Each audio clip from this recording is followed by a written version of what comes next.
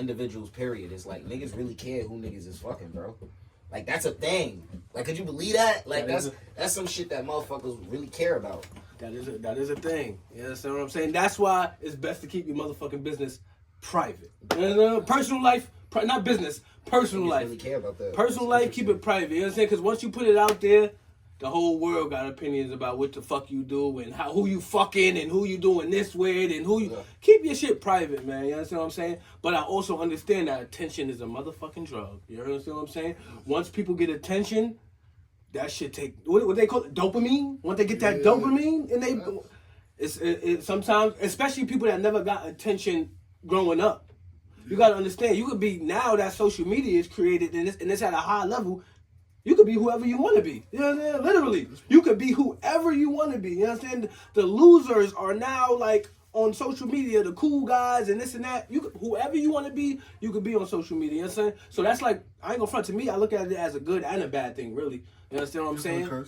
The gift and the curse. You understand what I'm saying? Once people get that little bit of attention, you understand what I'm saying? Sometimes, like they said, nowadays it's not really about the dollar. It don't look like people chasing the dollar. They chasing the attention, the clout, the views, the repost and shit like that. So shit is definitely different. Shit is definitely different. But yo, check this out, you heard?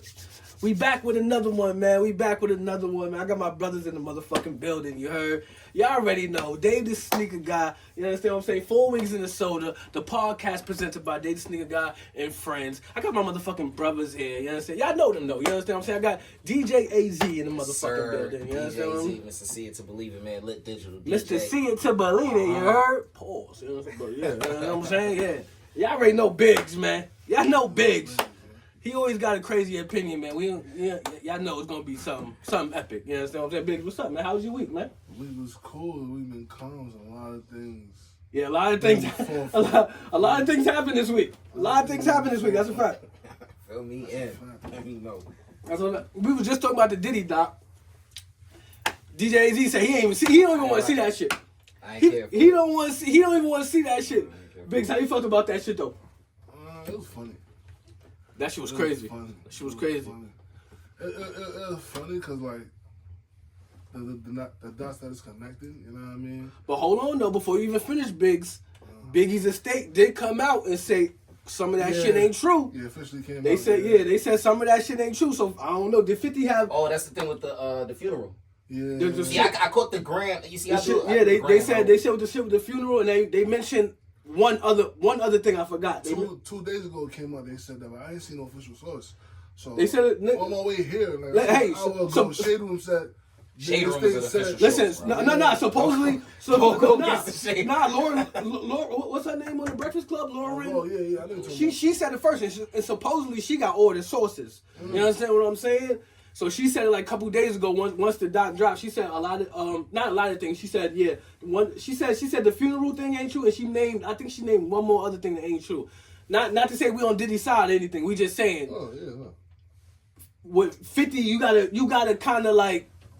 Listen. You gotta kind of like what? Listen, what? You gotta kind of like give it an eye. It's 50 doing this. You understand what I'm saying? To be honest, it wasn't 50. He just put his name on it. He just put his name on it, right? That's how you feel? They said no. They said that all that he really did was he got the footage where Diddy was in his hotel room. Right. I heard that he recorded a videographer. He had a videographer record him. And he ain't pay him. It was time to pay him. He ain't pay him. So he went up to the highest bidder. 50 heard about it, bought it. Yo, the videographer, listen, you see this? Pull up. We got questions for you. Pull up. You know what I'm saying? Word of mother. Word of mother. He bought it from them and gave it to the people who already had a doc going. And so they said, you know what? Executive producer. So again, I ain't see it, right? So in the documentary, it says that Diddy made Biggie's people pay for the funeral. No. Kirk Burrows was the Bad Boys. He ran Bad Boy, Kirk Burrows. Mm-hmm. I think that's his name. Hopefully I got it right. Kirk Burrows, I believe. But he says it in the doc that Diddy paid for Biggie's funeral with Biggie's money. But then after the doc was released, Biggie's people came out and said that's not true. Puffy paid for the whole thing out his pocket. He said that they said that's not true. I mean, that's what I'm saying. But also, like I said, in the doc, you gotta remember all these are people that got like fired from Puff. Not to say we on Puff's side, because you know the comments be going crazy. We're not saying we on Puff's side, but a lot of people from the doc are people who got fired from from Bad Boy. You know what I'm saying? With that, I wanna say what I got from the doc for the most part. It even showed it in the case as well. A lot of it is coming from an emotional standpoint. That's right. And that's true. why certain things it didn't improve nothing in the case. That's why what he got off on was the least. You feel me? 2 years, real quick. All he really got off on, all he really got charged for, was bringing niggas from other towns to the bar. But also, you gotta remember how Diddy got famous though, because a lot of people in my era, because I'm 91 baby, you gotta remember that's when Diddy had the basketball game in 91 when the 9 people died. He had the celebrity basketball game and the 9 people died. That's a lot of 90s baby. They don't know that. That was new news to them. To people that was born in the 2000s, in the 95s and the 96s, a lot of people didn't know that Diddy got famous from that basketball game, from people dying and this shit getting crazy like that, from people stampeding. So let me ask, right? Because I didn't see the doc. You know what I'm saying? I may tune in. You know Right. eventually. I'm not gonna lie, bro. It is. But what more did you want? No. You know what I mean? You get what I'm saying? Like, I love a good documentary. I do. No, I love it too. I'm not saying I wasn't gonna watch it. I just had it. If 50 didn't do it or he did do it, I'm not gonna lie. It is a good documentary. It is. Man. No. So what you were saying though, bro? So like I said, I will eventually stumble upon it. I just haven't yet, right? And I've been catching the Instagram, so I kind of get the rattles. You know what I'm saying? But what more did you want? Like, cause I get that, cause this is why I was saying, you know, I think this is a personal thing that he did it. 50 has his own motives. You know what I'm saying? Because to me, did he release, besides giving more detailed information to specific things, I guess he kind of just cleared up the suspicions, what you call that, the conspiracies that we always thought about the man. Yeah, but like that's what the documentary is doing. Because I don't know what more he needed. Like we got the sex stories, we got the beatings. Like, in the documentary, he really he tried. He tried to connect the dots. Because I'm not gonna say everything is accurate. Yeah, so I'm gonna say he tried to really in detail. Because in detail, he tried to really say that Diddy is the reason Pac and Big is dead. He connected those dots. But like I said, we don't know these people personally, so we don't know the real true story. But in that documentary, if you didn't know better, bro, and you watch that documentary, you'd be like, oh nah, Diddy kill Pac and Big. You know what I'm saying?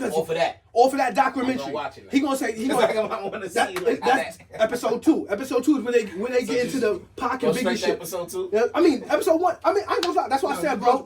That's why I said the whole shit it's a good fucking documentary. I can't lie. But to be fair to both sides, man, you know, if it did something for 50, then congratulations. And that's why one of the main reasons I did tune in, because no shit, 50 makes good fucking shows. I'm not no 50. Hey, I love 50. But he makes good shows and movies and shit.